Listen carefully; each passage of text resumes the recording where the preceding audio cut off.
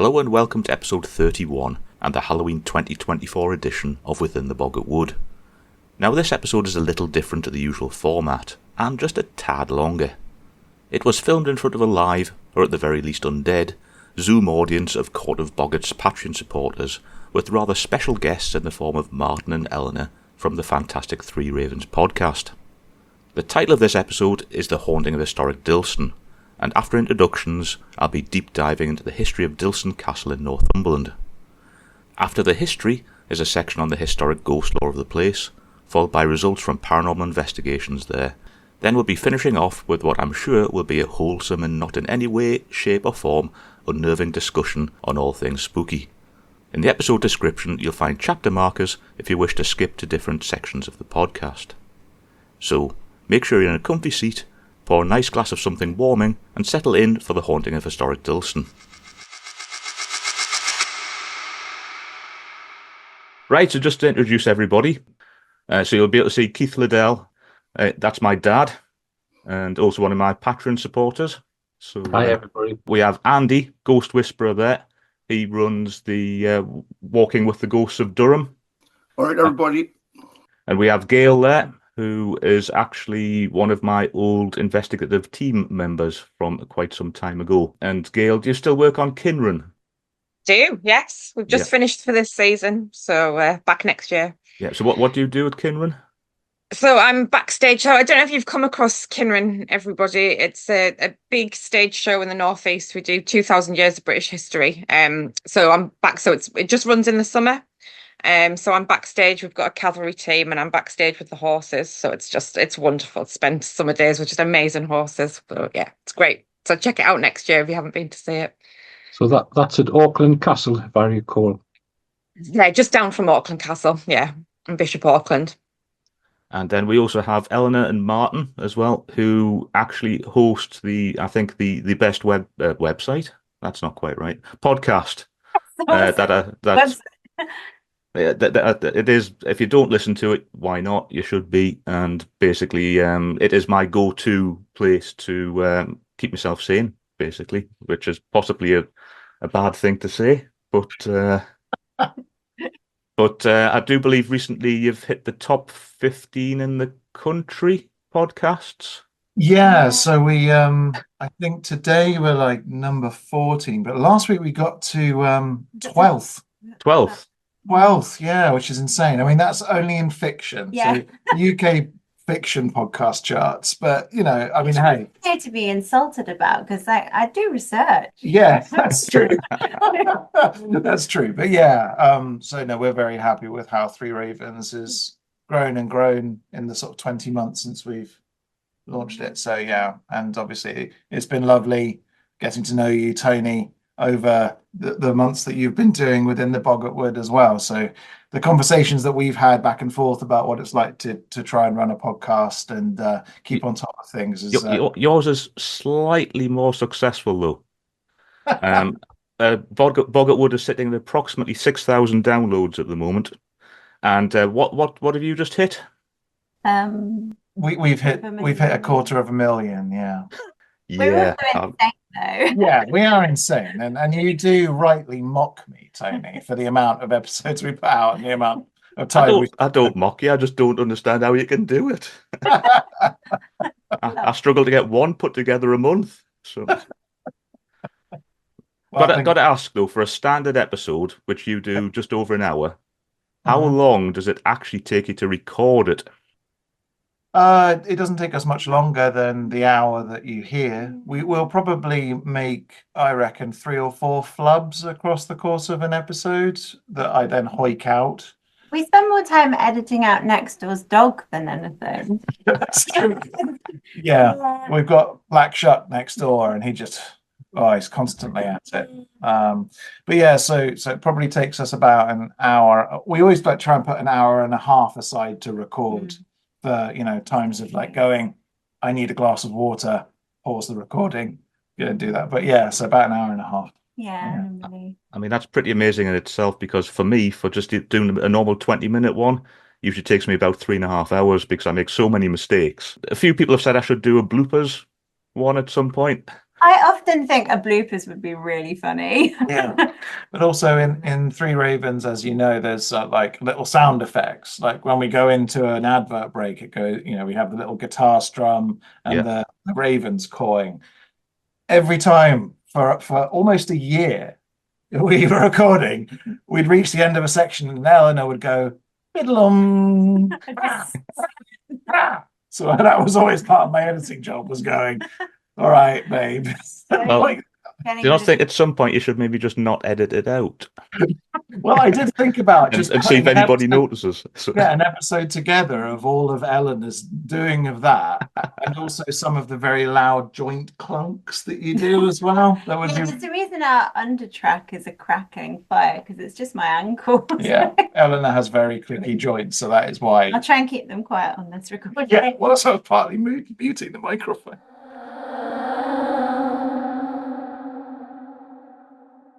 has anybody heard of Dilston?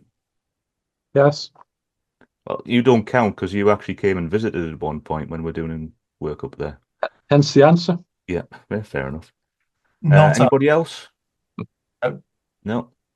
I've Right. heard of it, but I can't think where it is. Right, well, that's quite good then. Because it is actually one of the oldest talked about ghost stories and other bits and pieces in Northumberland.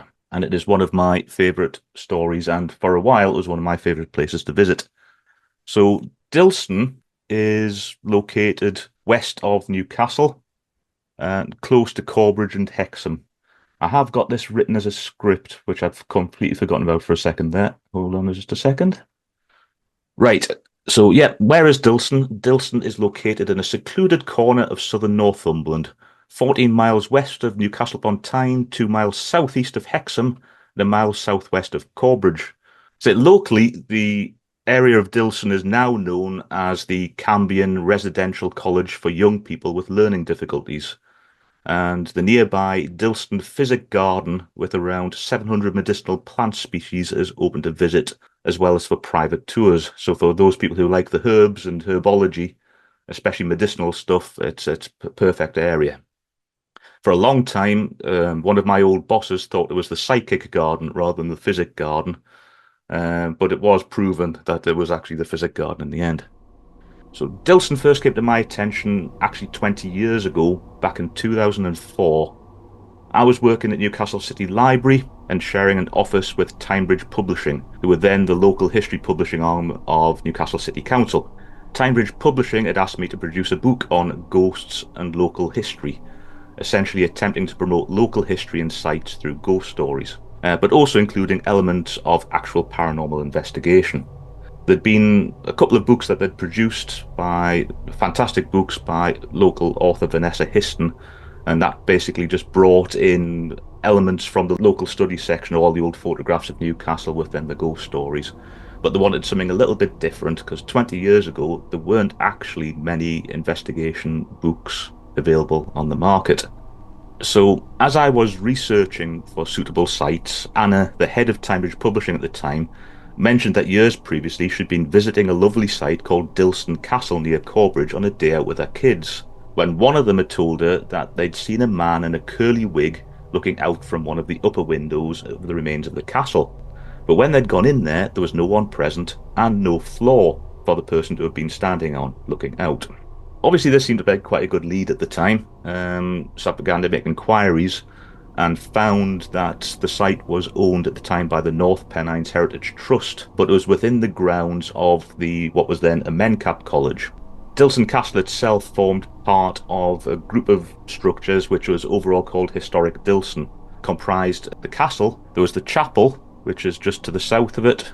There's the Earl's Bridge, which crosses the Devil's Water, which is obviously quite a nice name in itself for a nice little bit of folklore. So all set in the grounds of Dilston Hall, which is down to the southwest, which at that time was a Mencap College.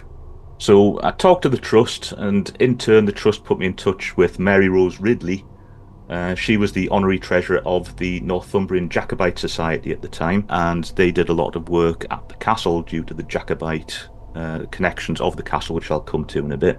The first site investigation took place on the 18th of June 2004, and the book was subsequently published in October. But the team that had assembled for the purpose of investigating for the book decided to keep on going, and we ended up undertaking a lot of investigatory work at the site between 2004 and 2011. I'll have to start by looking at the history of the site. It is quite complex and probably quite long, but it is all pretty relevant to the overall story. It's one of those places that if there was one place, if you believe that ghosts are a product of people in torment and the history and acts in a place, then Dilston is literally going to be the place that you're going to get everything hitting you at any given time. Looking at the history of the site, Dilston was first mentioned in the early 12th century during the reign of Henry I, when the land was granted to William de Corbridge from his brother Richard. Their father, Eluric, had been the Sheriff of Northumberland between AD 1107 and 1118. The barony at the time was called Dilston, hence the name of it gradually developed into the Devil's Water River and Dilston. By the end of the 13th century, it was recorded as township, with 12 taxpayers, and in the 14th century, Dilston Mill was built. The de Corbridges passed the barony to the Tynedales in 1317, and they in turn to the Claxtons in 1379. The manor, however, remained unfortified during this period, as it doesn't appear in the county's 1415 fortification lists. Current theory, though, is that in 1417 Sir William Claxton took possession of the estate and fortified the manor, creating the tower house we see on site today. By 1449 the township was a freehold with 17 tenants. In 1484 Sir John Claxton died without a male heir. One of his daughters married Sir John Cartington of Coquetdale, and the estate passed briefly into the Cartington family. In around 1494, however, Anne, heiress of Cartington and Dilston, married Sir Edward Radcliffe of the Derwentwater Estates in Cumberland, and the estate passed somewhat fatefully into the Radcliffe family. In the late 16th century, Sir Francis Radcliffe married Isabel, a daughter of Sir Ralph Grey of Chillingham Castle, which of course is a name most people interested in history of the paranormal recognise. Sir Francis Radcliffe set to work on improving the fortified house at Dilston, with the construction of the first Dilston Hall incorporating the tower house, completed in around 1620. It's important to note at this stage in the story that Sir Francis was a Roman Catholic, and the Radcliffes had become the richest Catholic family in the north of England. The anti-Catholic persecutions saw Francis labelled as dangerous, and resulted in him being arrested and the manor of Dilston forfeited.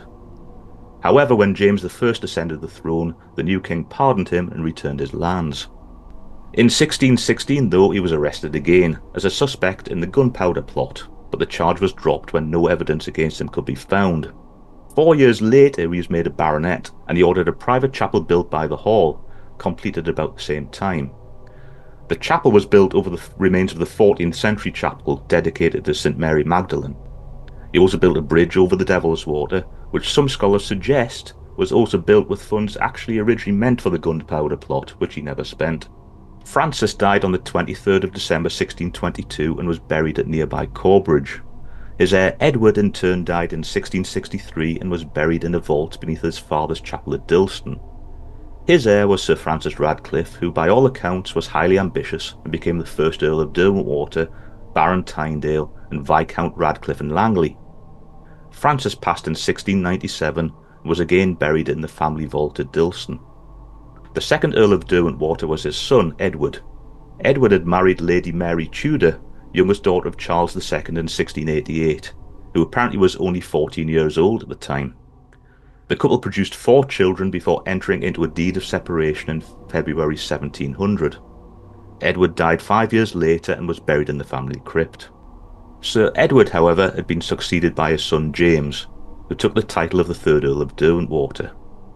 James had been born in London on the 28th of June 1689 and was fast friends with the eldest son of the deposed Catholic King James II. James II was deposed in what became known as the Glorious Revolution of 1688-89, when William of Orange and Queen Mary II, both Protestants, took the crown. James II had fled to France. At a young age, James Radcliffe had been sent to Paris to be educated alongside James Edward, eldest son of the post-king, and the fellow that would soon become known as the Young Pretender.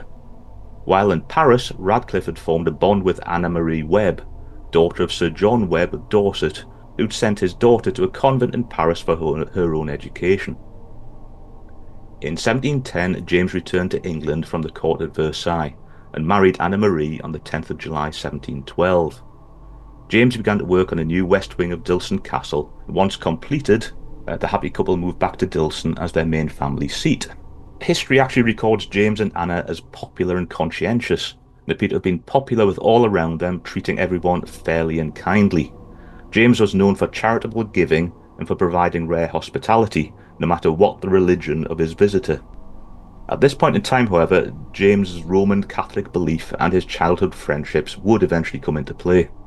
August 1715 saw an uprising in the north, led by the Earl of Mar and other Scottish nobles who proclaimed for the Young Pretender, I suppose the Old Pretender by that point, over the then King of England, George I. George was a Protestant king, with the Old Pretender, known as James III, a Roman Catholic.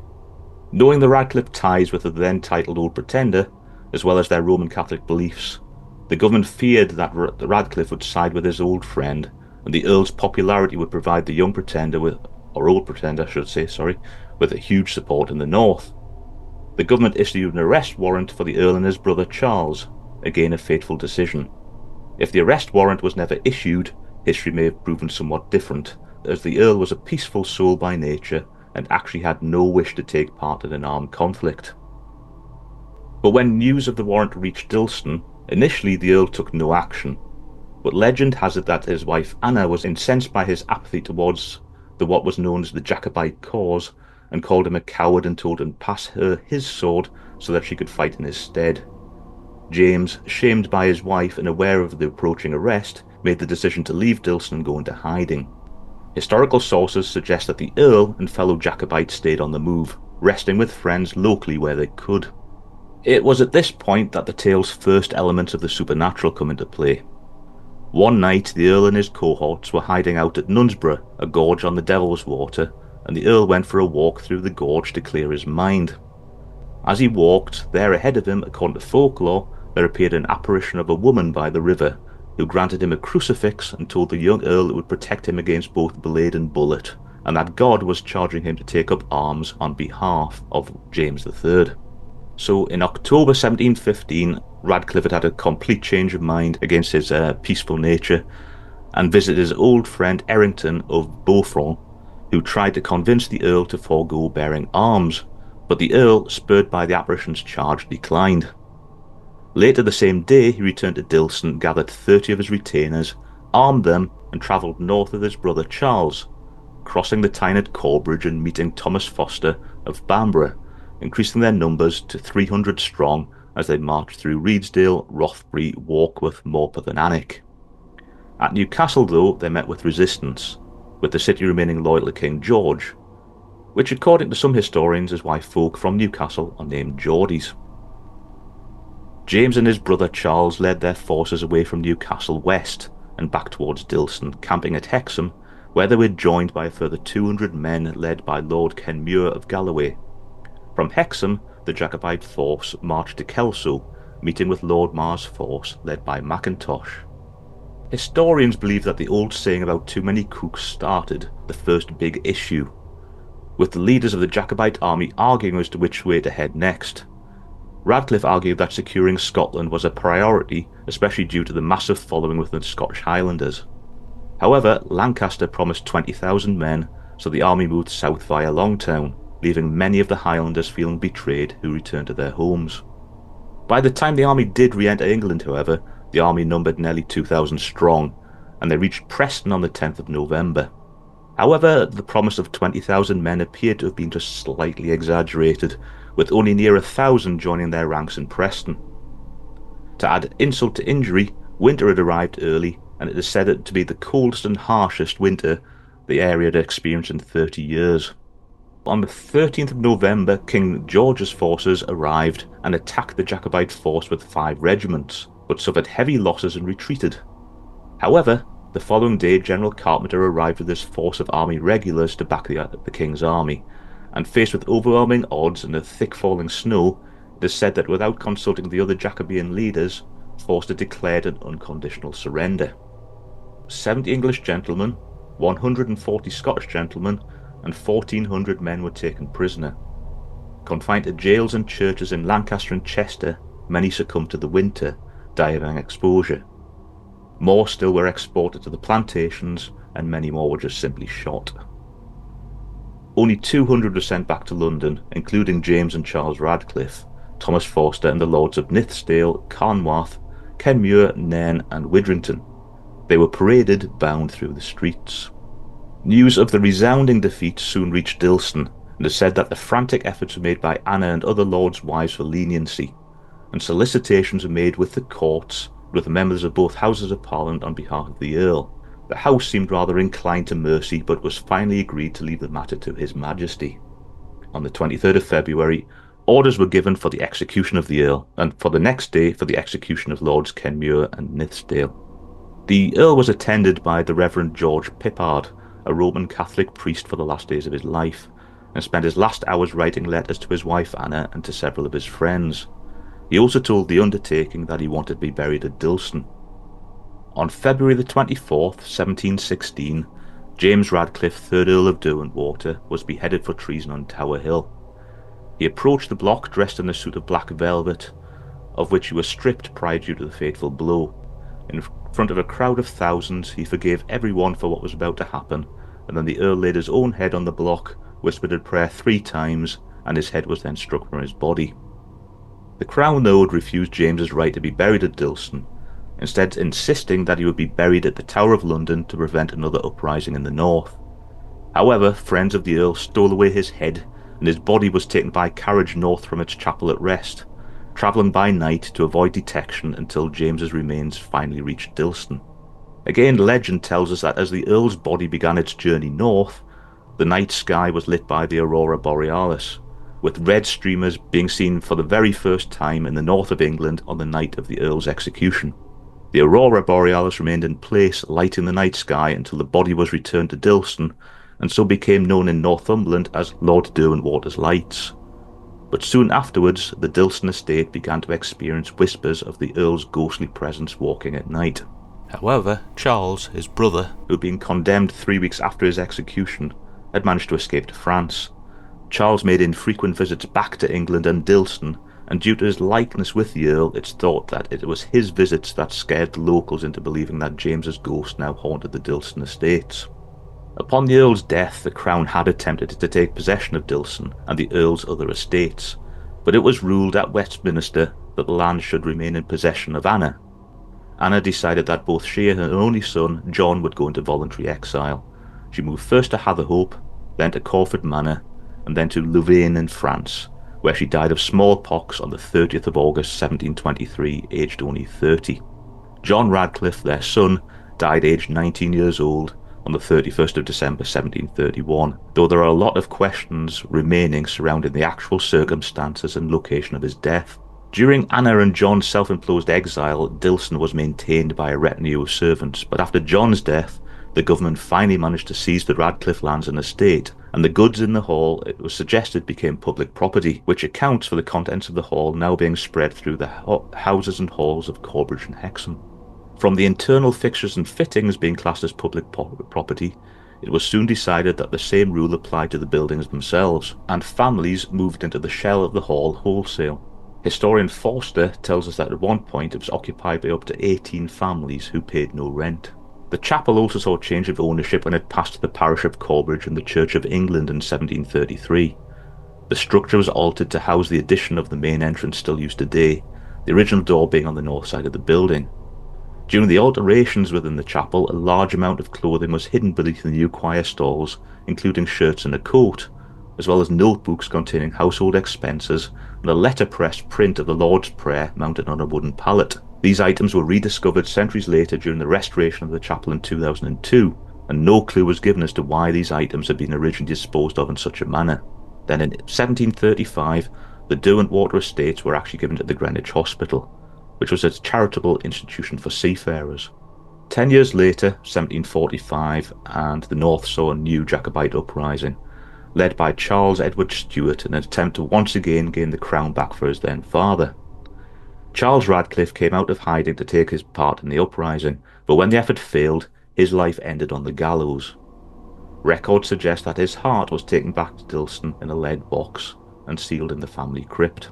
At that point, the Greenwich Hospital commissioners had made the decision for Dilston Hall to degrade in order to remove the occupants and ultimately remove the hall itself.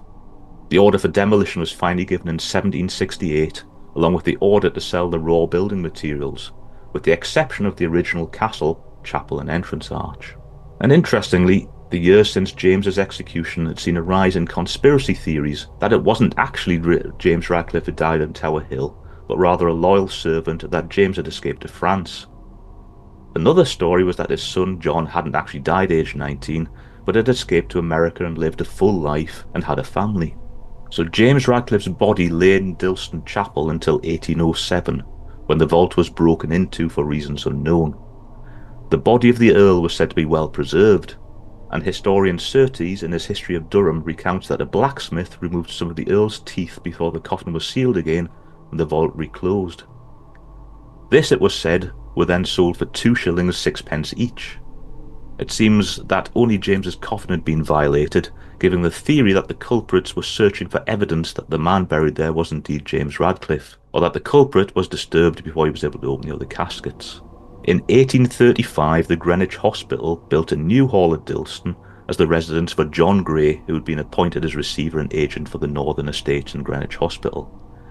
Gray was an agriculturist and took great pride in cleaning up the estate and establishing new gardens and paths to allow the general public to wander through the ruins on the site. And in 1838, the Derwentwater crypt under the chapel was illustrated by Gray, who noted that the remains of the 1st, 2nd and 3rd Earls of Derwentwater were present, along with those of 3 other Radcliffes and 2 lead boxes containing the remains of human organs. In 1868, a peculiar event took place, rooted in the local myth that James and Anna's son John hadn't died early in his life and had lived and had a family. One day, a lady styling herself as Amelia, Countess of Derwentwater, simply turned up and camped out at the ruins of the Tower House. She surrounded herself in relics from the original hall and claimed that she was descended from James and Anna's son. She set up residence in the Tower House, installing a temporary roof, and demanded rent from the tenantry and petitioned Parliament. Mr. Charles Gray, the then administrator for the hospital estates, forcefully removed her and her belongings from the castle, whereupon she just simply set up camp by the roadside and became the object of nothing short of a pilgrimage. Thousands visited her, but then Amelia took up residence in nearby Shotley Bridge for the winter of that year, and in the spring appeared at the Anchor Inn, Hayden Bridge, where Dilston tenants held their rent day. She demanded a share of the yearly rent, and then vanished until May of the following year, when she took up residence in a ploughman's cottage at Dilston. She unfortunately hadn't actually asked the farmer who lived there for permission to do so, and along with 3 strong labourers, he forcibly evicted the Countess, and she became violent and was forced to retreat to Corbridge under threat of police. From there she disappeared from the history books, but was said to have moved to Consett to live out her days. October the 9th, 1874, the remains of James Radcliffe were finally removed from Dilston and reinterred in the family vault of Lord Peter. I'm afraid I'm not very good at pronunciations. A direct descendant of the Earl through his daughter in Thorndon in Essex. A number of other Radcliffe coffins were also removed and were subsequently reinterred in Hexham at St Mary's Roman Catholic Church. 4 days later, on the 13th of October, the Dilston estates were then sold by auction to W.B. Beaumont Esquire, MP, for the sum of £132,000, which is a canny bit back then. But from that point on, the chapel ceased to be used as a place of worship and began to decay. Writing in 1888, however, the Reverend Heslop suggested that James Radcliffe was still remembered at Dilston, and that some even claimed to hear and see the Earl and his retainers leaving the hall over and over again on their fateful last journey. In the Monthly Chronicle he wrote, "The hall is behind us and its tragic story haunts the place. It is but a generation since the trampling of hoofs and the clatter of harness was heard on the brink of the steep here, revealing to that trembling listener that the Earl yet galloped with spectral troops across the Hoff. Undisturbed, as the reverent hands of his people laid him and his severed head, the Earl himself had rested hardly a little in the vault for a whole century, yet the troops have been seen by the country people over and over again as they swept and swerved through the dim mist of the Hollow Dean. By 1933, though, the historian Bradley had described Dilston as its empty halls, just as last Earl left them for the progress of the scaffold, was abandoned to the bats and owls, and the material by degrees carted away for other purposes. What is left is the earlier portion, the towering rectangular fortress of red sandstone, enlarged and adapted in James I's time to the increasing amenities and greater security of border life. This stands roof high, but roofless, retaining, however, its mullioned windows and fireplaces intact, as the storms of a century and a half could be expected to leave them. Still beautiful, ivy-draped and tree-embowed. All other traces of the once great establishment have been swept away, but a turreted gateway and the small chapel where the family worshipped, while in the vault beneath many of their coffins, included that of the headless Earl, reposed till quite recent years. During the 1950s and 60s, Dilston Hall was in use as a maternity hospital before being sold to the Coal Board and then bought by Mencap in the late 1970, which was then run as a residential college for young people with special needs.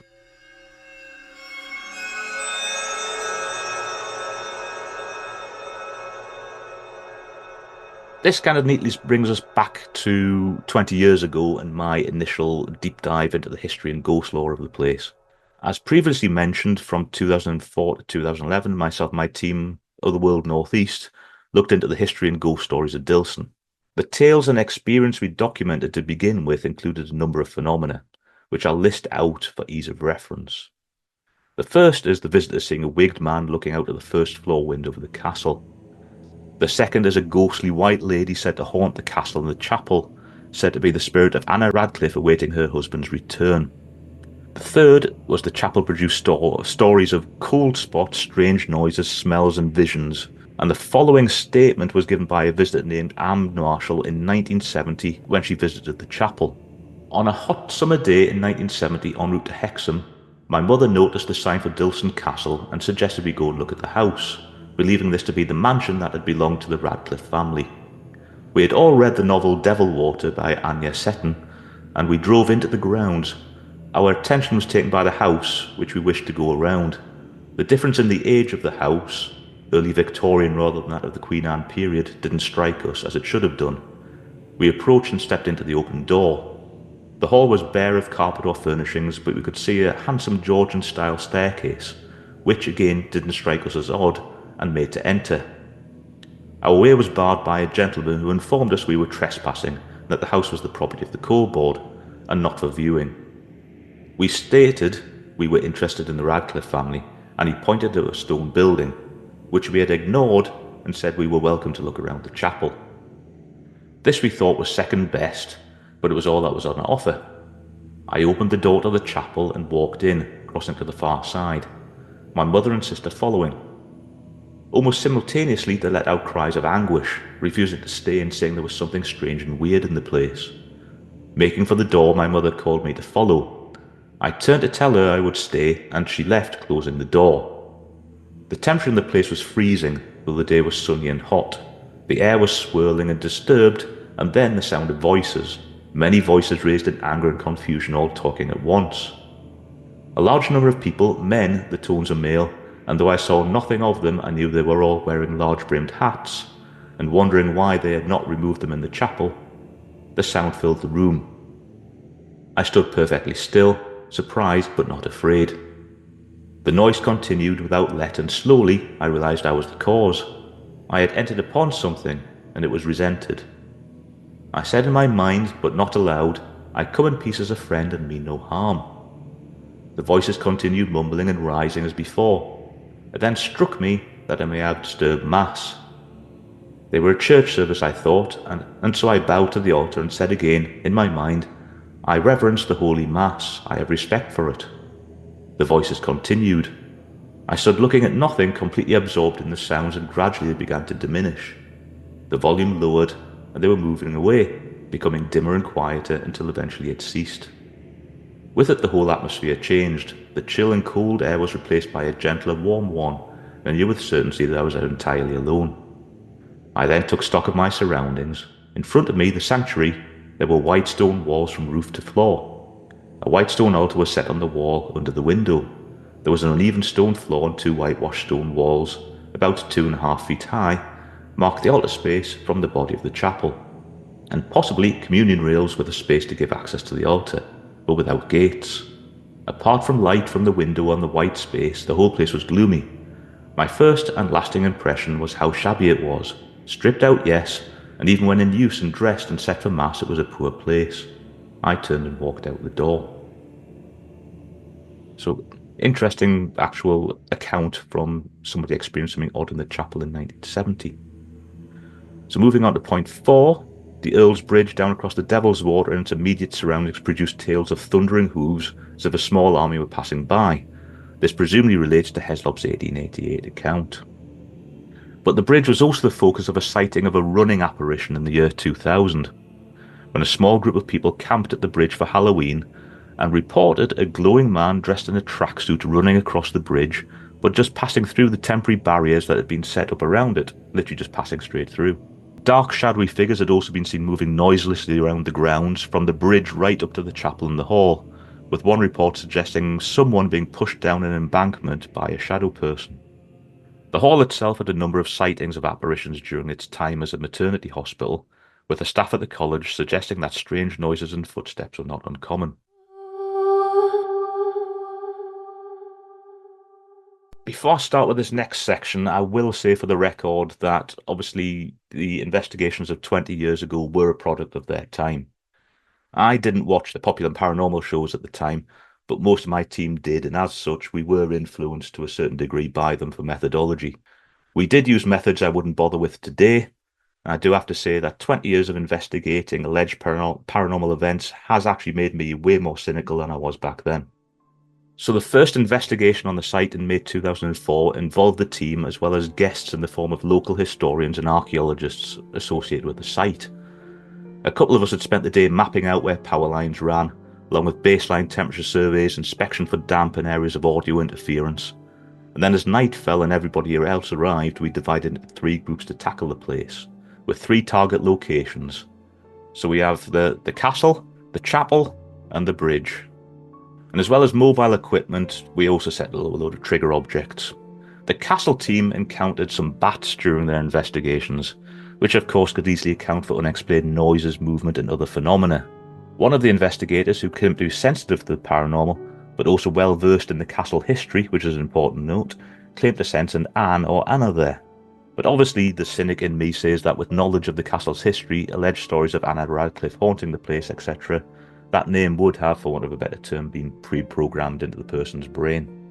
We also used Dilston as part of an overall multi-year experiment, that of pendulum dowsing. I'd become fascinated with the idea of using a pendulum for communication with alleged ghosts during my very first paranormal investigation, a year earlier at Chillingham Castle, as a guest of a group called UK Ghost Investigators. For those that aren't aware, the idea is to hold a pendulum on a chain and ask questions, with the pendulum moving in certain directions for yes and another for no. Essentially the same principle as using dowsing rods for the same purpose. What I'd witnessed directly at Chillingham was an oddity. I'd seen a dowsing pendulum appear to freeze briefly at almost 45 degrees from a resting position when asked a question, something that I could never explain. The dowser allowed me to check the pendulum afterwards. It was non-magnetic on a simple string, so that is something I've still not been able to work out how that occurred. But going back to Dilston, and after the presence of Anna being felt, one of the team took to dowsing and affirmed naturally that Anna was indeed present. Of course, again, this is likely suggestion. The dowsing experiment as a whole is something I'll get back to in a later episode.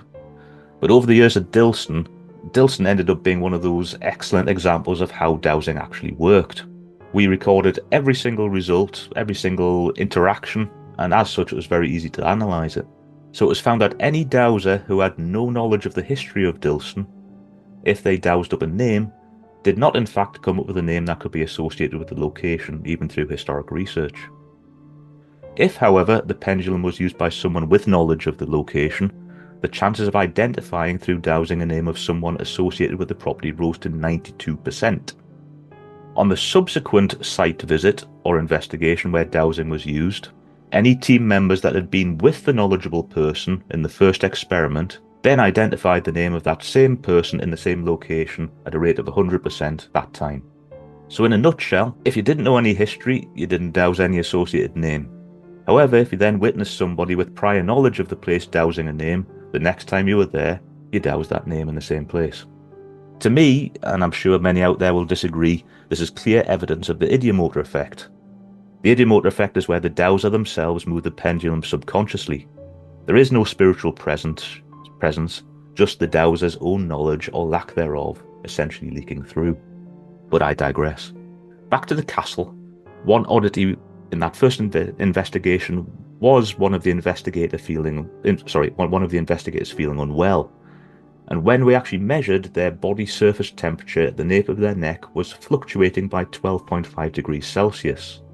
The same investigator noted streaks of light in a doorway, and one of the bats decided to relieve itself all over my head as I walked by. Down by the bridge, 2 investigators saw what they described as an odd green light in one tree. When they walked across to investigate it, nothing was there, but when they turned and looked back at the bridge, they could see 2 very tall, dark figures at the north end of the bridge, which disappeared without a sound as they approached. The investigation in the chapel that night proved relatively uneventful, but basically what we'd seen we thought was certainly worth another visit. On a side note, another fascinating element of the site, pointed out by one of the Trust's archaeologists at the time, was what appeared to be a tunnel leading into the bankside, and leading beneath what was thought to have been the Jacobean kitchen that had been demolished a couple of centuries earlier. It was blocked with debris and spider infested, but in local folklore it had become focus for attention, with the idea that it might have been originally an escape tunnel from the hall.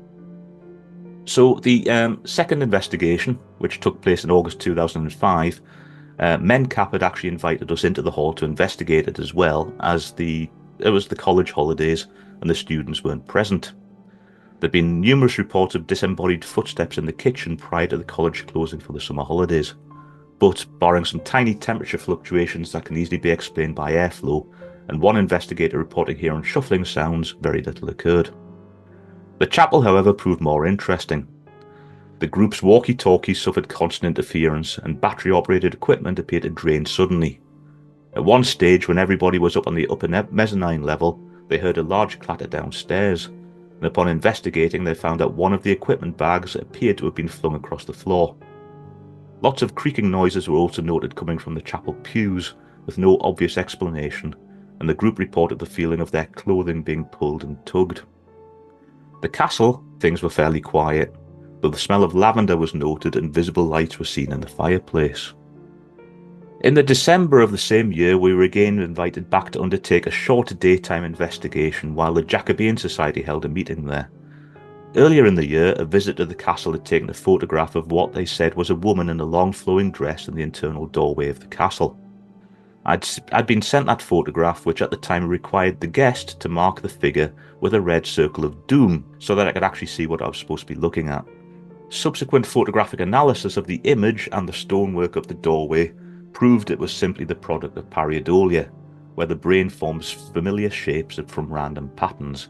In this case, the patterning of the stonework had formed the shape of a woman in the visitor's eyes. As well as sorting out the photography, we'd also placed trigger objects in the castle, including a key in the castle cell, which when inspected 2 hours later was found to have swiveled slightly on the graph paper. Not what you'd call a massive move in any way, shape or form, but still noteworthy anyway. In the chapel, things had become a little bit odd as well. In the doorway was a strong smell of roses, and the equipment batteries kept fluctuating over and over again when people crossed the threshold. One investigator saw a mist on the chapel stairwell, and another shadow figure crossed the floor and head towards the stairwell itself. Our investigations on site continued through 2006, again with the chapel proving interesting. During one investigation, a number of oddities occurred. Set in the east side of the chapel was a chair and crib, which are actually artefacts from the original Radcliffe Hall. Over the years, a number of visitors had claimed that there was something wrong with the crib, one describing it in the visitor's book looking into the crib and seeing fiery red eyes looking back. So we set up a number of data loggers in the area, inside and outside of the crib, logging temperature and humidity. Over the course of this particular investigation, in one instance the investigators on site recorded the sound of the rib rocking, though it was not actually moving. The next instance was the visible display of lots of lights directly over the crib, though nothing showed up on camera. Later, however, when the data loggers were downloaded, a tiny fluctuation in temperature inside the crib was noted during both events, not correlating to humidity fluctuations.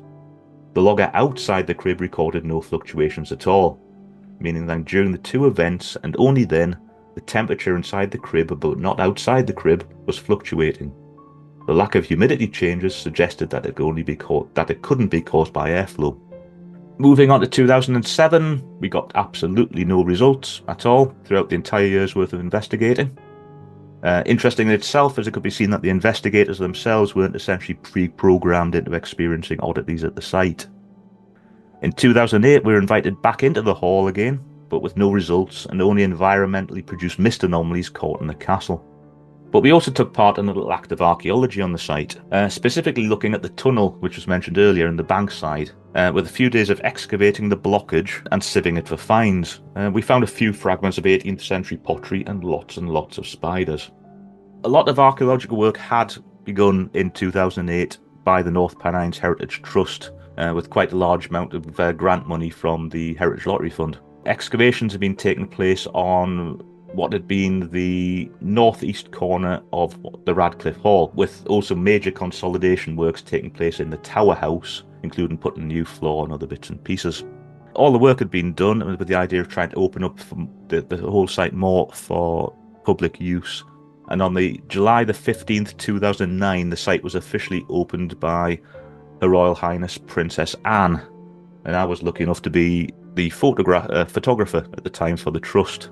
Moving into 2009, early 2009, again, no results. In late 2009, at Halloween, we were actually asked to undertake a 2-night fundraising event for the North Pennines Heritage Trust. These ghost walk events produced a number of temperature fluctuations, a video anomaly in the castle, where an unknown something obscured a camera for 20 minutes. I now think it was probably a curious bat. And a 20-minute long, strong, massive electromagnetic field appeared over the trapdoors to the crypt and the chapel. This anomaly had never been recorded before, and it was never seen again. In August 2010, we were then asked to organise another event, and it was a fundraising day, again for the North Pennines Heritage Trust, which I named Echoes of Historic Dilston. The aim of the day was to promote the site to local community, with my team being there along with the North Pennines archaeology team, the commercial archaeological arm of the trust, to allow people to discuss and handle artefacts from the site. And on the evening we held a series of investigations, of which the castle investigations proved specifically interesting. So at one point in the castle, Lee, one of the investigators, felt a sudden cold breeze go by his leg during an electronic voice phenomena experiment. Note that his response at the time was the expletive. He doesn't actually say no, so bear this in mind when you listen to this clip. So if everybody can actually turn their volume up, please, I shall hopefully get this to play. If you'd rather we didn't come back and talk to you, could you give us a sign now?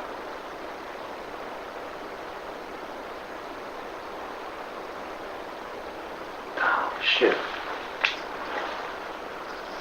Right. I've just got to...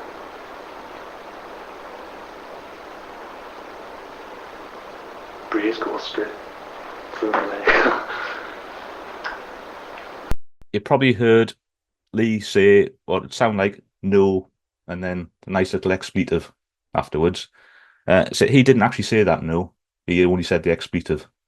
So that voice that said no is an anomaly which was picked up when Lee actually did the audio analysis of the night. We weren't aware of it at the time. My knowledge of audio frequency analysis is somewhat limited. Lee was quite an expert at it. Read out what Lee said at the time. He said, "Notice distinctive bands across the range of frequencies. The darker shade means more energy in that particular frequency. The bands of the frequencies in this column on the right are typical of the human voice, representing formant frequencies. In the first column, however, formant frequencies are absent. From the spectrum plot, the energy in the first band is concentrated in a narrow band around the 1 kHz range. From this spectrogram at least, it's not unreasonable to conclude that whatever made the sound in that column, the frequency pattern and range is atypical of the human voice. So that no Shit. is an anomaly, which again we can't explain.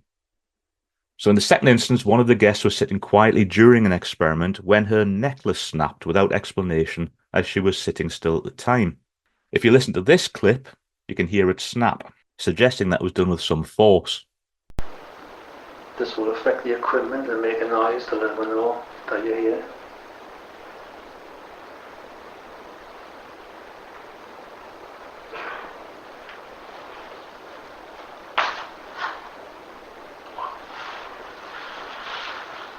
My necklace has just snapped.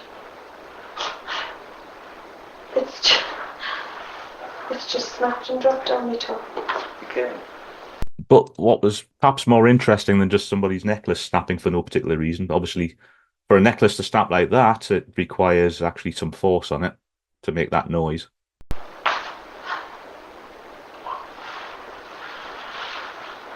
My necklace has just snapped. But was more interesting at the end of the investigation, when we were tidying up and collecting in trigger objects from the area, we found another necklace in exactly the same spot, caught between the wooden floor panels. And from the looks of things, it had been there for weeks, if not months. So it looks as though, for whatever reason, the spot that she was sitting in didn't like necklaces. So unfortunately, our last investigation at Dilston occurred on the 19th of March 2011. During that particular event, the only potential anomalous activity was recorded at the Earl's Bridge, when a pulsating white mist the same size as a person was seen by multiple investigators moving in and out from behind a tree. Unfortunately, as per usual with these things, nothing appeared on camera, so while it is easy to say it was just mist rising off the river, the pulsating effect and erratic movement seen by the investigators would suggest otherwise. By this time, though, things were changing within Dilston, with politics on the rise between local history groups and individuals, as well as issues rising within the North Pennines Heritage Trust, which eventually resulted in the trust going bust. As well as this, Mencap itself subsequently sold the estate to Cambion, another college, in 2014, and Cambion closed the historic Dilston site down to the public completely. And that remains the current state of play, with the historic site closed to the general public apart from with special permissions. The Northumberland Jacobite Society does have a lease, as far as I'm aware, on the historic buildings, but unfortunately at this point in time, the security on my PC won't let me access their website due to apparently malicious security lapses, so I can't give you any details. The Corbridge Heritage Centre does hold laminated exhibition boards and some old guidebooks on Dilston, so if you're in the area, you should pop in and have a look there. And so, while I am fairly certain, though, that this isn't the end of the historic Dilston tale, this is the end of this rather long presentation. So, I suppose, just watch this space.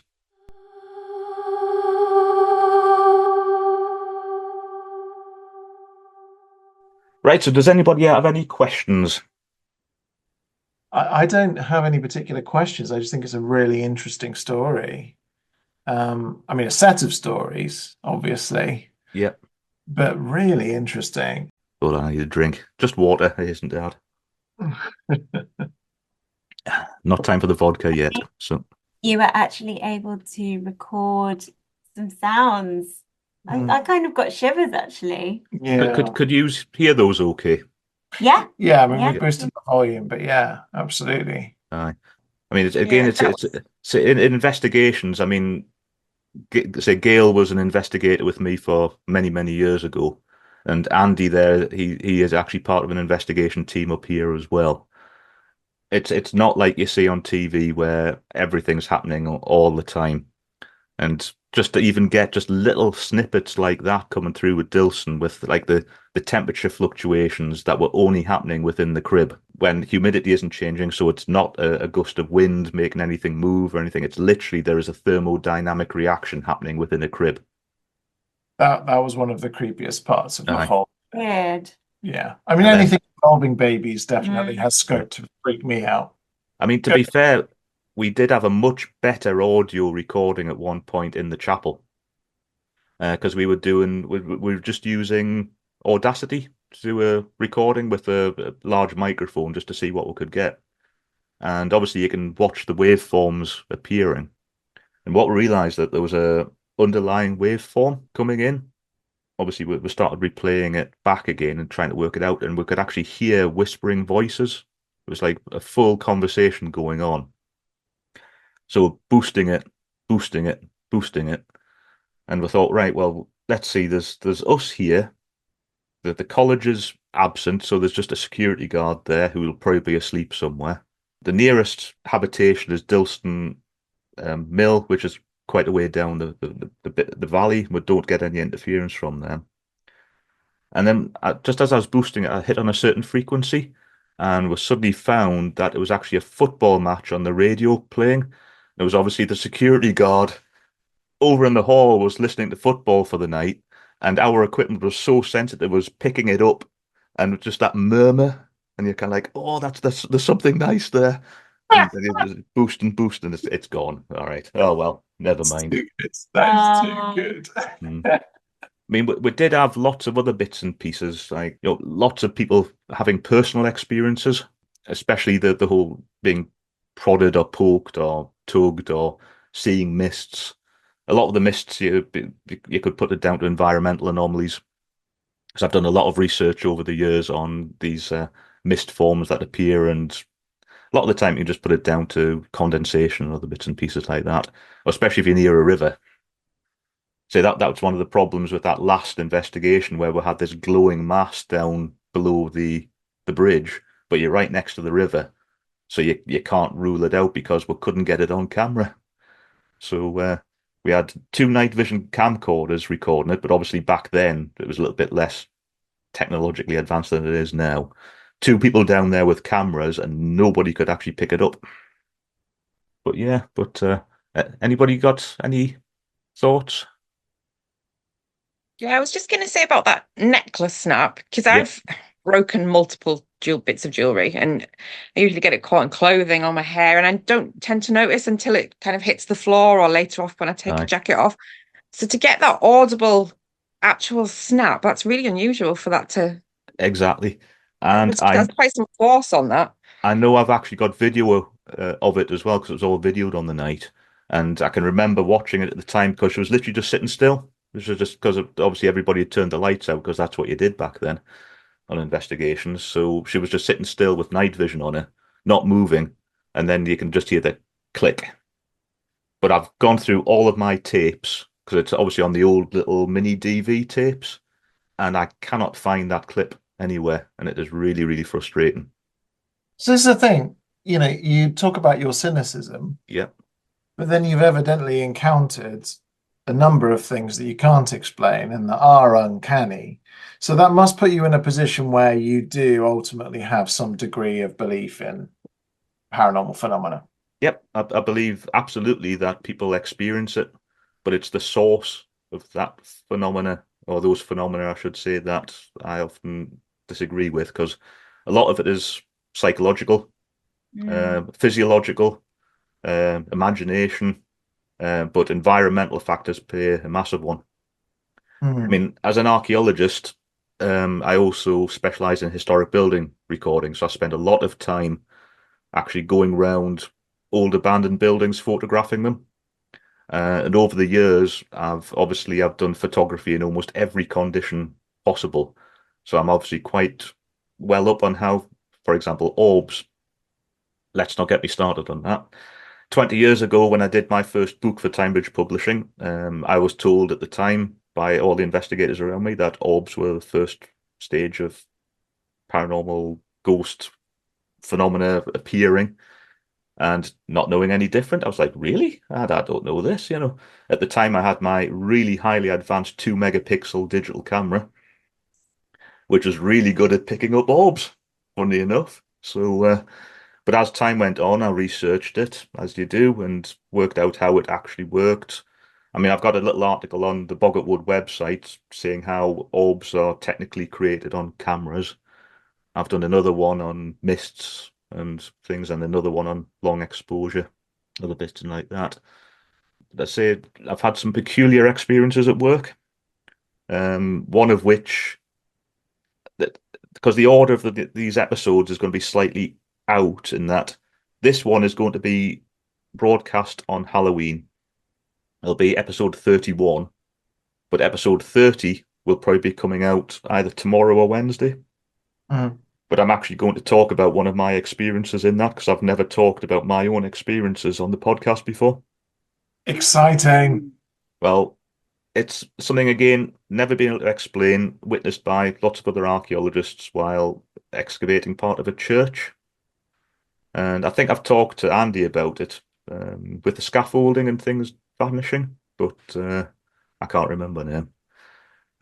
But again, as a young'un, that's where my interest came from because strange things used to happen at the parental house, which I think you witnessed a couple of times as well, didn't you, Dad?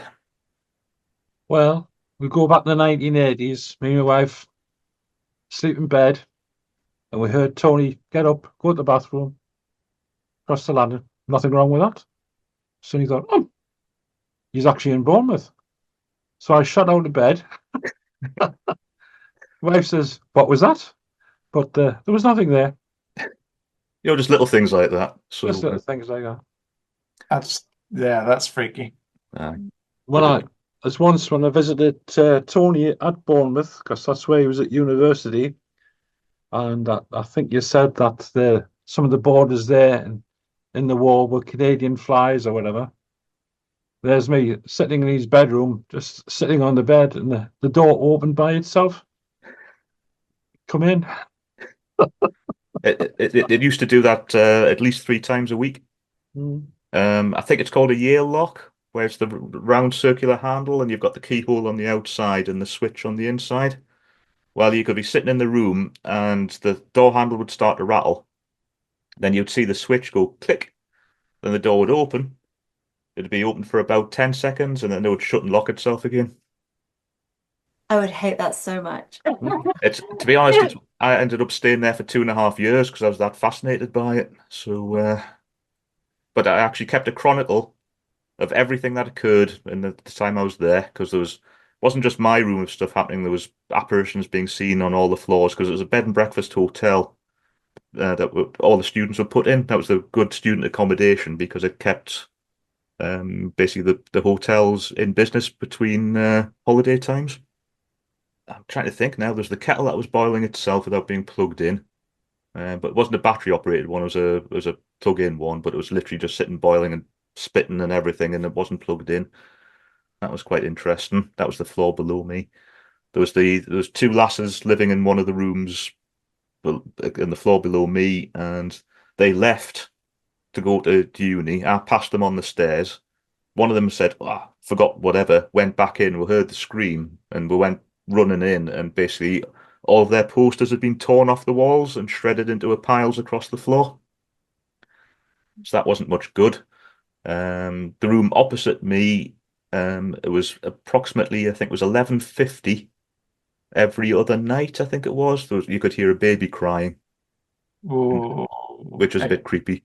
Again, with babies. So again, there was groups of us basically sitting, like recording and doing bits and pieces. But what was interesting with my highly advanced computer at the time, which was Windows 3.0 and Word for DOS 2, I'd kept a record of everything. And on the day that I left university and came home, my computer with the disks and everything fried and everything was lost. Whoa, that's a fun coincidence, isn't it? Yeah. But I'm saying that 20 years ago, I was a lot more of a believer in stuff than I am now. I've done so many investigations over the years, and I've become more and more cynical as time goes on. And I have to admit, investigations like I did a month or so ago, which obviously I did bits of podcasts and a little bits and pieces, I have just become more and more convinced that the majority of it is just in people's minds, it's in people's heads. And I think, again, this is probably going to cause me to get a load of hate mail and the occasional death threat. But I think a lot of commercial, especially paranormal investigations or ghost hunts these days, they have absolutely nothing to do with investigating ghosts. No. It is all to do with reaffirming personal belief and entertainment. Yeah. Well, the entertainment aspect's massive, isn't it? Yeah, Yeah. definitely. So we've got a little one from this room that we're sat in. Yeah. So when we, I mean, how long have we been living here? 6 years. Yeah, we've been living here about 6 years, and probably about 2 years, no, a year into living here. Yeah, it was quite In the corner of the room over there, one morning we came downstairs and found a marble randomly on the floor. Thought it's a bit weird. Chuck the marble away. Not going to think about that again. Don't know how a marble got in the house. Strange. A little while later, maybe a week or two, there was a weird, like little Lego skeleton head. Like, okay. Yeah, you know, there's Okay. Little skeleton head, yeah. Yeah. Like, again, this is really random. All right, fine. Random detritus is ending up in our house somehow, but let's get rid of that. in the same spot. In the as same well. spot, that was strange. But we threw that one away as well. Then this little guy, little toy soldier, Right. popped into our sitting room in exactly the same spot. And we thought, okay, rather than throwing it away, Yeah, we kept the little soldier. let's just leave him on the shelf right next to where this position is that this stuff keeps appearing. Yeah. And nothing's happened since. Yeah, nothing else has ever appeared. So, and that's just like a tiny little weird thing where you're like, I can't explain this. Yeah. It's not like stuff's falling through the ceiling. There's no holes. Yeah, it's like really weird. I thought, because the people who owned the house before had 2 kids, I thought they'd hidden toys in the radiator, and when I cleaned it, had dislodged them. Yeah. That's kind of what I still think, actually. That's Eleanor's explanation. Yeah, that's Yeah. my theory, because that seems quite likely Yeah. to me. But I do like the little soldier. He's got a little personality. Yeah. So that's one that isn't particularly scary. It's just a bit strange. Just strange, yeah. Mm. But it's the little things, isn't it? It's the subtleties of it all.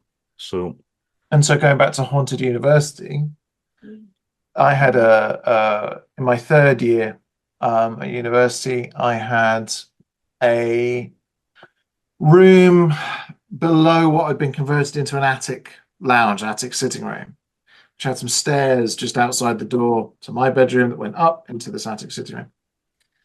And not every night, but a lot of nights, I would hear this pattering sounds. The thing that I thought it sounded like was a toddler running and falling over on his knees or hands. Yeah, so that was what I perceived the sound to be. But of course, I told my housemates about this. They were like, whatever. My roommate came and stayed in my room one night. Nothing happened. Stayed in it another night. It did happen. So it was kind of like spotty when it happened. But then we started to investigate, see if there was like birds in the eaves. What's going on? And I would talk about it with other people, and we started to notice things like hot and cold spots, which I know can obviously be breeze related, but these seem to be utterly not, in that there would be no noticeable breeze. We tested things with like bits of loo roll and bits of like fuzz and things like that, just to see if there was anything carried, but really, really cold positions in that house.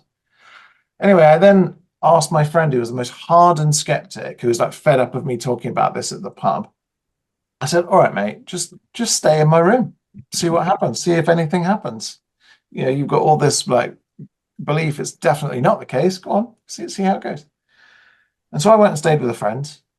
Came back the following morning and found him sat in the kitchen downstairs, white as a sheet, my duvet wrapped around him. And his description of the experience was he heard that sound. Yeah. Got up and went and stood at the bottom of the stairs looking up into this attic living room. And he believed that one of my housemates was at his shoulder, and so turned and said, "Do you hear that?" Looked again, she wasn't there. Aye. He freaked out, ran into bed, jumped under my duvet.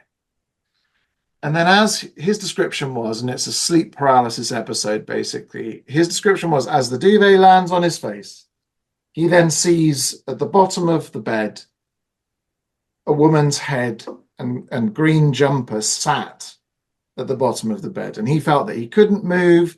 He felt absolutely terrified, didn't know what to do, closed his eyes, lay there for, well, he said he reckoned it was about 45 minutes until he felt he could move again. And then he went downstairs and stayed in the kitchen for the rest of the night until I came. Aye. So, would you say he's not quite as skeptical as he used to be now then? Yeah, after that, it really actually changed him quite a bit. So, he was an autistic guy. He was like very firm in his beliefs about everything. Yeah. Good friend of mine. But once this happened to him, he then became very curious to learn more and try and understand all sorts of aspects of the paranormal and to debunk things and all the rest. But it really changed his behavior. It changed how he thought about a lot of things that he'd had like hard and fast rules about in his life.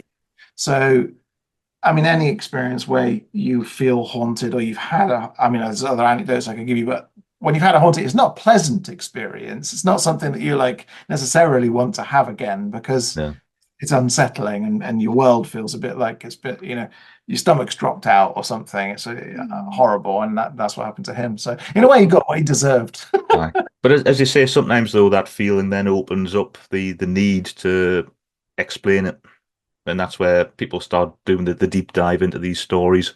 But that's when the psychology then can take hold, and you start seeing weird stuff everywhere.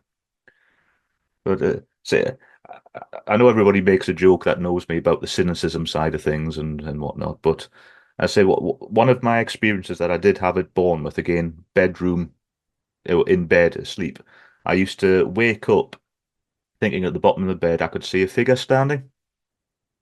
So at the time I thought, it's just me dreaming.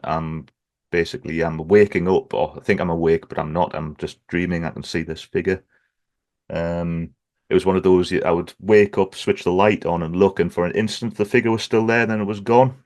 So I'm thinking, is it just because I'm getting stressed? But I thought, you know what? There's one way to test this.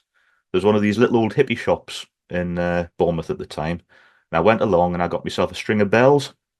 You know what, the type that you just like hang up on like door frames and whatnot. So I went up, plugged it into the ceiling, so it's hanging directly where this shape was seen each time. So obviously, a couple of nights, nothing. This particular night, woke up to the sound of bells, looks down, there's this figure. And I'm thinking, right, okay. So switches the light on, figure disappears, bells are still swinging. Oh no, Tony, no. Horrible. So what I can do is, if you're ever visiting Dorset and Bournemouth, I can actually give you the address of the hotel. Yeah, I can guarantee we would. Well, no, we would. Well, no, Yeah, you would. Yeah, you would. Eleanor would sleep through I'd it. sleep through it. Yeah, we've had experience. Well, no, Martin's had experiences in rooms we've stayed in together, and I just slept through the whole thing. Yeah. I mean, you have had a couple of experiences that have wigged you out a little bit, some of which we've like talked about on Three Ravens, and some we've even recorded on Three Ravens. But one of the most unsettling ones that happened, was it last summer? Yeah. Last summer we were doing a play up in Suffolk, and we'd got an Airbnb. Eleanor had arranged an Airbnb for the cast. We were all staying together in this Airbnb. And wasn't a particularly exciting house. I think it was just a sort of 70s semi. Yeah, like a 60s, 70s semi. Yeah. But we all noticed the smell of smoking in the house. Just in random patches. And it had all been redone. It was all like fresh paint, modern, everything. Yeah, so that was weird. Then one time our friend Katie, she was talking on a mobile phone, and a light bulb just exploded downstairs. That was odd. But then one night I was asleep, Eleanor beside me, and felt myself being shaken. So there was a hand on my shoulder, hand on my thigh, and it was like I was being rocked and ultimately kind of tilted onto my back. And I kept my eyes closed because I was still half asleep. I thought, what the hell is going on here? And just a dry breath into my face, into my mouth. And then I opened my eyes, nothing there. Thought, is that Eleanor being weird? Turned, Eleanor just asleep, oblivious to it all. Me not then able to really sleep the rest of that night, feeling deeply unsettled. Told everybody about it after we'd left the Yeah, you house. didn't mention it for ages after. Yeah, I thought it would be the polite thing to do, is not tell everyone while we're staying there. But then we discovered that the previous owner of the house had died there, that she was a smoker, Yeah. that her daughter had redecorated it. Yeah. There is another explanation, of course, What's that? that the redecoration was to hide all the peepholes and the secret doors of the people living in the walls that were coming and creeping out at you during the night. People in the walls. Yeah, people in the walls. But yeah, again, that's me half asleep. It didn't necessarily happen. I could have dreamt it, but I don't know. It's that kind of thing. Like, okay, I'm now very consciously awake. And yeah, that's another one that I didn't particularly enjoy. Well, Gail, you spend quite a lot of time each year up at Chillingham Castle, don't you? Yeah, we've been going every year for, oh God, the last I don't know how many years. We tried to spend a week there, and we use it as a base to kind of go around Northumberland and just kind of, and then come back to a castle. It's absolutely amazing. And to be fair, I don't think I've had any weird experiences that I can think of, but my husband did have a really strange one that we to this day haven't been able to explain. So we were staying in a room, it's called the Grey Room, and it's kind of at the top of the castle. It's absolutely beautiful. So it kind of looks out on one side over the castle gardens and the other side over the courtyard. It's got a big four-poster bed in it and this beautiful long sitting room. It's absolutely amazing. But at the end of the sitting room, there was a doorway with a curtain over it. So when we got there, we hadn't stayed in this room before. And of course, we went investigating and kind of poking around. And my husband tried this door and discovered it was unlocked. So of course, we had to go up, and we discovered that it took us up two lots of spiral stairs. And then you could actually get out onto the battlements at the top, which for health and safety reasons, it should have been locked, but it clearly had been forgotten about. So I don't know if you've been to Chillingham Castle at all, but they have so every hour they have a bell which strikes on the hour, every hour, all day and all night. So this one particular night, my husband had discovered that the spiral staircase, actually, before you got to the roof, you could get into the bell tower. So you opened a little door. He's just actually come home here now. Yeah, so you opened this little door and it took you into the bell tower, and you could stand in there and listen to the bells chime. So he decided, for whatever reason, that he wanted to know how loud it was when he was stood in there and the bells were chiming. Don't know why. So he decided this particular night, 8 o'clock, he was going to go up there just before 8 o'clock, and he would stand in pitch black in the bell tower and listen to the bells. So I went down to the courtyard. So I was stood outside in the courtyard. 8 o'clock came. I clearly heard the bells chime and went back up to the apartment, waiting for Ben to come back down, and he didn't appear. So I was thinking, okay, where is he? And we waited and he didn't turn up. And I was thinking, oh God, has he had an accident up there? Has he gone up and fallen off the roof, or what on earth has he done? Anyway, eventually he came down after about 15, 20 minutes, and he said the bells didn't chime. And I said, well, they did, because I was stood in the courtyard. He said, I went into the room, I shut the door, it was completely pitch black. I could hear the mechanisms of the bell and the clock, but nothing happened. It didn't chime.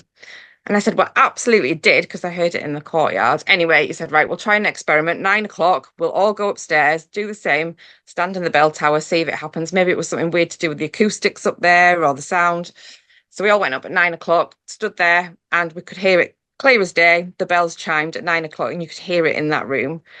So for those 8 kind of chimes at 8 o'clock, when he was stood next to the mechanism, he didn't hear a thing for whatever reason. And we still to this day haven't managed to figure out why or what happened. Nobody can explain it. Really weird. Yeah, that is really weird, isn't it? Very strange one. Andy, have you had any odd experiences? You've been doing your ghost tours recently? Not on the ghost tours. Probably the weirdest one I ever had was we do an investigation at the Sun and Air Museum. It's the Land, Sea and Air Museum now, next to Nissan. And at the time, the camera we had didn't have infrared on, so we just got a torch on the top to light the passageway along in the main hall. Two of us in the main hall doing a check. So you've got the big spotlight on the wall where the torch is shining down. As we walking down, somebody crosses the beam, so you can see the shadow of a person on the wall. We're thinking somebody from the groups came in to check us. So one of us goes one way, one goes the other, all the way around, nobody there. Pops into the bait cabin, see who's came into that room. We're asking anybody been in. Everybody saying, no, we haven't been in. As we're doing this, the caretaker who we told not to tell us anything about what's happened, his face went white. And he says, look, he says, I have to tell you. He says, that's the room I don't like. Check the video. No sign of anything on the video. So it never recorded on the video, but we saw the shadow on the wall. And the caretaker told us his experience in there was he was going around checking, make sure there was nobody hiding. And as he looks underneath one of the planes, he could see somebody standing. He could see the bottom half of a person standing. So he says he goes under the barrier, thinks there's a customer hiding, goes underneath the barrier, goes to check, and gets there. There's nobody there.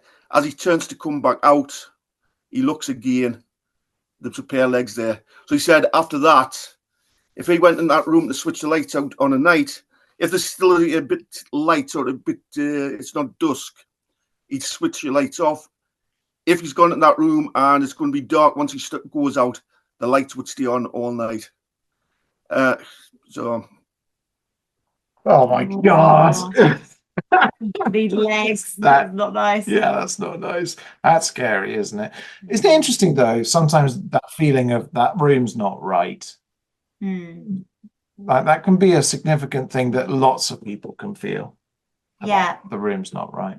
I may be wrong, but historically, I think where the museum is now, that used to be the home of the fighter squadron in the Second World War. Yes, that's correct. Yes, American fighters. Yeah. Yep. Yeah. Right. Yeah. A lot of carnage in those days. Yeah. One of the main ghosts is Sergeant Shaw. He was based at the airfield and his plane crashed. In fact, his plane crashed, I think it was in Sedgefield or somewhere like that. And they dug it up back in the 90s. And on a display case now is his glass case, his glasses. I think there was a Bible or something else. But there again, there was a strange experience with that. The team who've gone to dig this plane up, they're out. They find the cockpit. They said they got the cockpit just before dinner time, so they thought, right, we'll go and get dinner, leave the cockpit, we won't touch the cockpit. They came back, and it was about 1 o'clock. They says, we'll open the cockpit, and there was sort of a big gush of air as it came out. Says they found Sergeant Shaw's belongings, but when they got back to the museum, they popped into the pub, which is next door, and that pub would have been the officers' mess. And the woman in the bar says, she says, had something really funny happen here. She says, 1 o'clock, there's only a couple of customers in. All of a sudden, there's a gust of wind coming through the bar. She says, no doors open, but this gust of wind blew through. And it was exactly the same time as they opened the cockpit. Whoa. That is, isn't it? One last one from us. I mean, we could go on for a bit, but one last one from us would be, I reckon, the smelly ghost. Oh yeah, smelly ghost. Do you want to tell about the smelly ghost? Yeah, it's a really minor one and it's quite comical, really. We were in Rye, down on the East Sussex coast, and exploring at the little museum they've got there, which is in a tower they call Wipers Tower. It's Ypres Tower, but and we were just wandering around, went down into the bottom level of it, the basement, and an awful smell pervaded, and we thought, oh my God, somebody's farted down here. And it's a really, really bad one. And we sort of felt, okay, we'll cut this room quite short because it smells appallingly sulfurous in here. Yeah. And had thought nothing of it. And then went on a ghost tour later that evening. And the guide leading us around started in a different part of town and sort of wended our way through. Eventually got back up to Wipers Tower, and he said, oh yes, and this place is haunted by the ghost of a man, and it's accompanied by a terrible smell. And we were, oh my goodness, we've had an experience. And I think that was my first that was definitely a ghost experience. For me. And so the ghost tour that they ran, or still run around Rye, but they used to go into the tower, Wipers Tower in Rye, which is an amazing historic town, definitely worth a visit if you're ever down this way. But they used to go into the tower and wander up and down, and had to stop because there had been so many occasions of people, particularly women, being pushed down the stairs and grabbed, and men with long hair as well, like people with long hair, grabbed by something that wasn't there, by the smelly ghost. by the stinky smelly ghost. So that was one where we had no idea, and because we genuinely just thought it had been an unfortunate coincidence. Eleanor's being polite. There was one other person down on that basement level, and we were with Eleanor's father, and we were like, that man.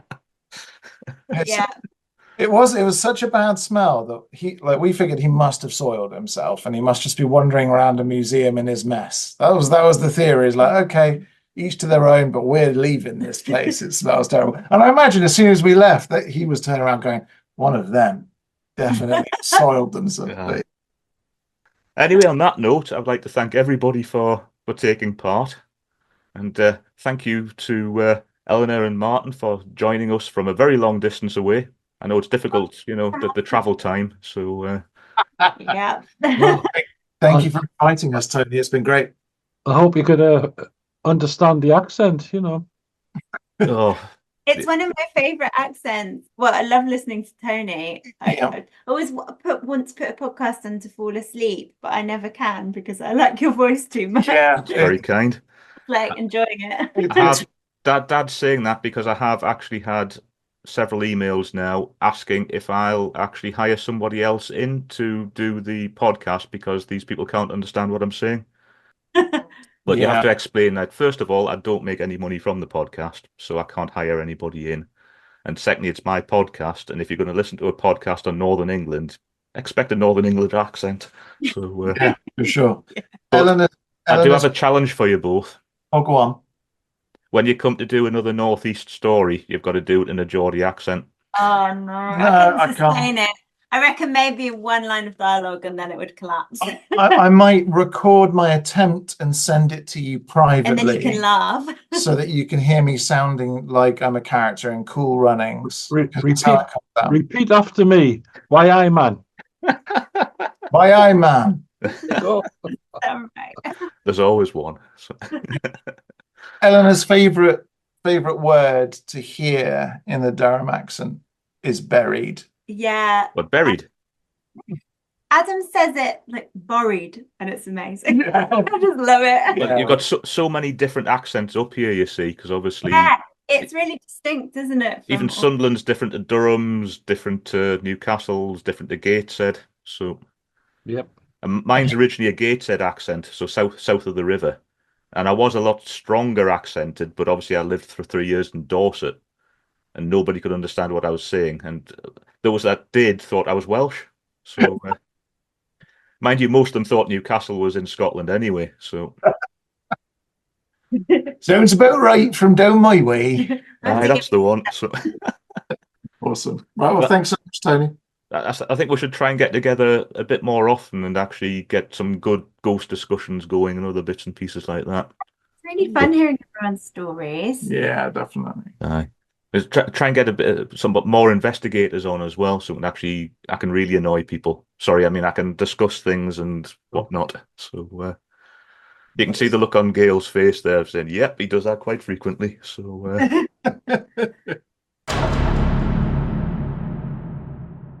So many thanks to my guest tonight, and to all those listening. Until the next time, stay safe and stay spooky.